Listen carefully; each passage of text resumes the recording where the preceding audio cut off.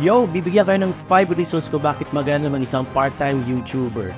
Dito sa video na to, ipapakita ko lahat ng mga napili ko at mga nakikita kong pinakamagandang rason kung bakit kailangan mo talaga maging isang part-time YouTuber.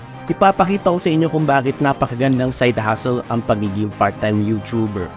Okay, let's go! Number 1, matitrain ang iyong imagination. Sobrang ganda pag natitrain ang imagination mo tsaka creativity. Bakit? Natutulungan ang utak mo gumana na maayos at natutulungan na rin ang sarili mo na gumawa ng isang malupit na content. Pinaka-importante kasi sa isang YouTuber na original ang mga nagagawang content niya. Bakit? Kasi lifeblood natin talaga ay yung mga contents natin as a YouTuber. Lahat ng mga ginagawa nating content at ginagawa nating video at ina-upload natin sa YouTube, yun ang tutulong sa atin. Kaya napakaganda. Kung ikaw naman ay imaginative at creative, ang bilis-bilis mo niya, pare, makakatulong yan sa'yo. Pero yung iba kasi iba yung iniisip. Kaya kung ano naman ina-imagine mo, tigil-tigilan mo yan, pare, hindi yan totoo. Si minsan, alam ko iba naman ina-imagine mo eh. Mga ganyan na bagay. Pero kung isipin niya talaga, makakatulong din to sa dementia tsaka sa Alzheimer's disease. Bakit? Kasi parang, ayun, gumagana utak mo kaysa naman nakaupo ka lang sa opisina at kung ano lang ginagawa, nag-income ka. Gumagana ng OT yung utak mo pero mas nakasa masyado pag ginagamit mo yung imagination tsaka creativity mo. Pag gumagana kasi creativity mo, parang mas malupit siya. Mas 100% yung working load ng utak mo para sa stressful pa. Pero stressful din naman pagiging imaginative at creative. Kasi syempre iisip ka ng napakalupit na content eh. Tama, di ba? Kaya kung gusto maging part-time YouTuber, dapat ikaw ay imaginative. Kahit din sa hindi mga imaginative at creative, pwede din kayo maging YouTuber. Kasi mahasa ang utak nyo. Okay? Secondly is hawak mo ang sarili mong oras. Hindi kagaya pag nag-work dito sa Pilipinas, 8 AM to 5 PM. Syempre minsan natutulog tayo ng late, may gusto tayong panoorin, kaya parang medyo late tayo. Kaya medyo okay naman kahit paano pag hawak ang sarili mo oras. Pwede kang gumising ng mga 10, pwede kang gumising ng mga 11 or 12.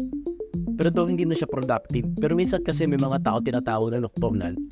Kinagabihan talaga yung pagiging productive nila. Yung productivity nila is gabi. Like for example, from sabihin natin mga 8 PM to 12 midnight, or hanggang alas 2 ng umaga, ng madaling araw, ganyan. Kaya minsan talaga, mas maganda nga kung sarili mo, hindi ka pa na-stress na kailangan mo lang umuwi, galing kang gala para matulog maaga kasi kinaumaga may pasok ka. Mahirap kasi explain talaga eh. May mga iba talaga kasing maaga talaga nagigising, minsan yung iba hindi. Though case-to-case basis din naman talaga. Pero kung ako tatanungin, ang sarap kasi sa feeling hawak mo sarili mong oras o kung may emergency ka, makakaalis ka agad. Kung may gusto kang mapupuntahan mo agad.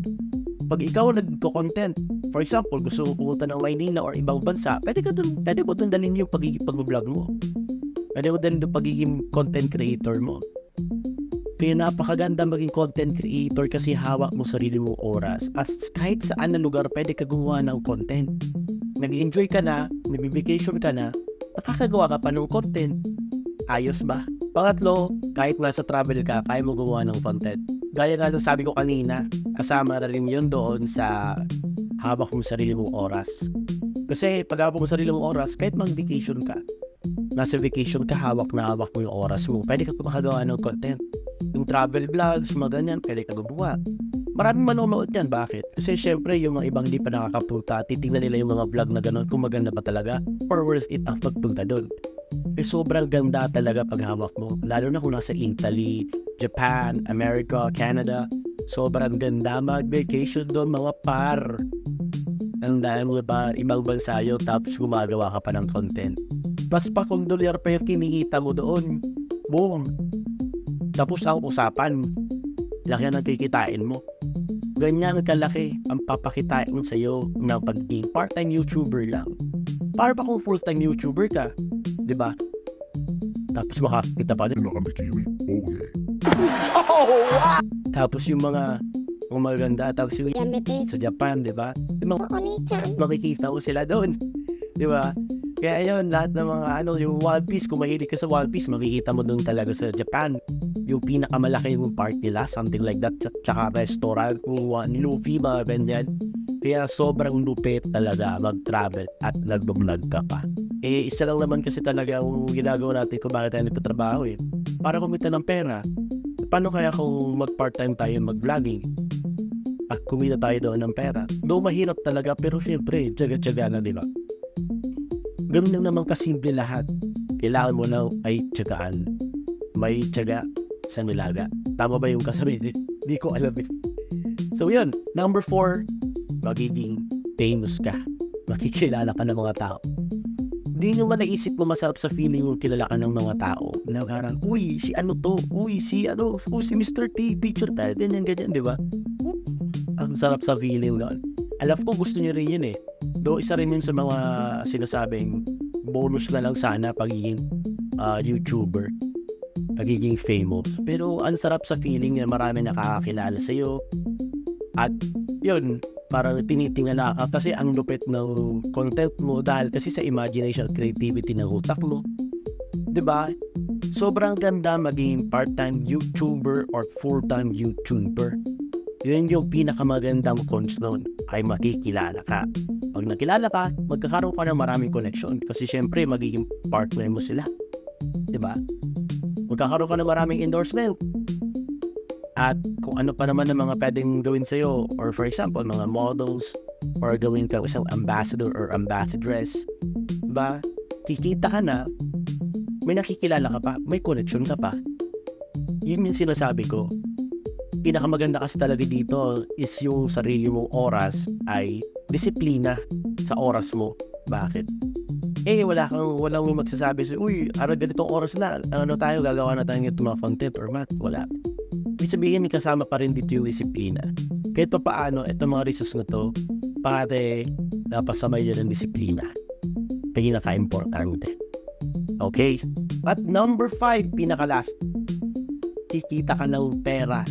Hindi lang 50,000, hindi lang 100,000, hindi lang 80,000, hindi lang 300,000. Kikita ka ng milyon, bro. Kikita ka ng milyon. Totoo sinasabi ko sa inyo. Ay, nagalaw. Yun. Totoo yun. Bakit ko nasasabi? Marami na nakikita niya naman ata sa mga YouTubers, sa mga content creator na kumikita ng mga milyon. Pwede na kumita ng milyon. Pare kung sila kumikita ng milyon, kaya mo kumitain yun. Ganun din naman sila eh. Nagsimula sa maliit, nagsimula sa una. Ngayon nasa taas na. Kasi nauna sila. Pero ganun pa rin, matutulungan tayo nila kasi nandun eh. They already paved the way. Susunod na lang tayo. Diba?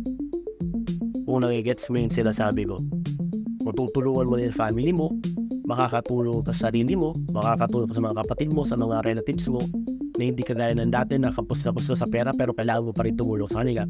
Ngayon, umaapaw, siksik, bigli, at umaapaw, something like that, yung pera mo. O diba? Ganun kabilis. Maghintay lang, disiplina lahat maging consistent lang sa mga ginagawa natin. Ito yung mga reasons kung bakit ginagawa ko to. There are only 5 reasons na kailangan mong tandaan. Ito lang ang tatandaan yung mga reason kung bakit kailangan ng mga YouTube. Hindi naman ganun kagarbo, pero baling mo pag kumita ka. Kasi pinakalas kasi talaga yung kikita ka ng pera. Bakit? Kasi bonus na lang din naman yun eh. Magiging famous, bonus na din naman yun.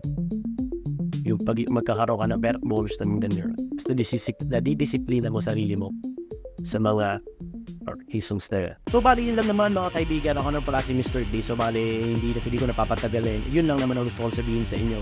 Sana panoorin nyo lahat ng maging videos ko o susunod pa videos. Marami pa tayong tatalakayin.